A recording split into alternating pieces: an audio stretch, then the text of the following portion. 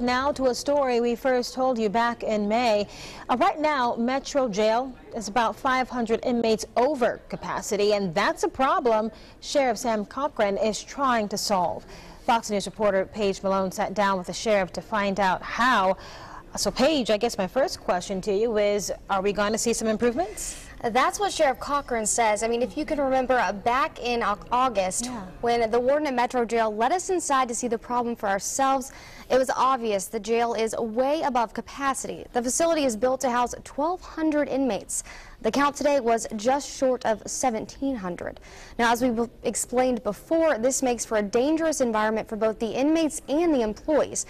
But it hasn't gone unnoticed. Sheriff Cochran is working on ways to keep the jail under control, but he's doing it on a very tight budget.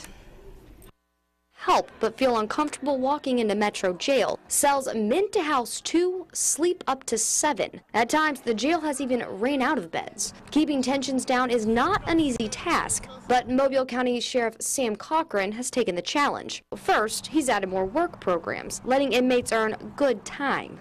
Not all inmates qualified to work because they're untrustworthy, etc.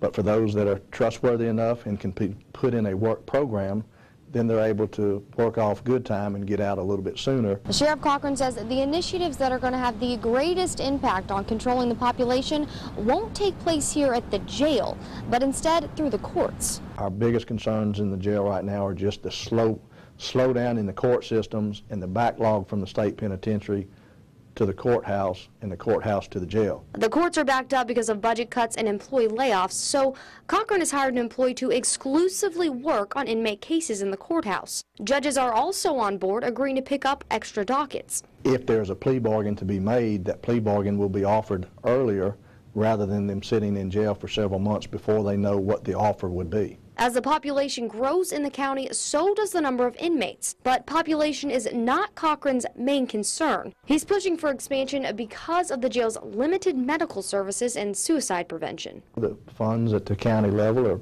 pretty much tapped out, but we're looking at the funds that may come into this area after the BP settlements. We don't know if any of that will give us some opportunities for expansion with our facilities or not. Cochran says if the jail had a larger medical center, it would actually save money.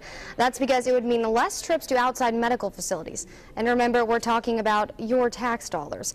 But you have to spend money to save money. And when Sheriff Cochran says the county doesn't have it, he means it. Next year, huge cuts are expected for the sheriff's office, which also means the jail. The sheriff tells me he doesn't know exactly where they're going to cut, but whatever the case, they're going to try to make it work. Yeah, Paige, and I know you experienced that overcrowding firsthand. I did, and I got to tell you, it was clear to see just how tense the situation can be when you have that many people.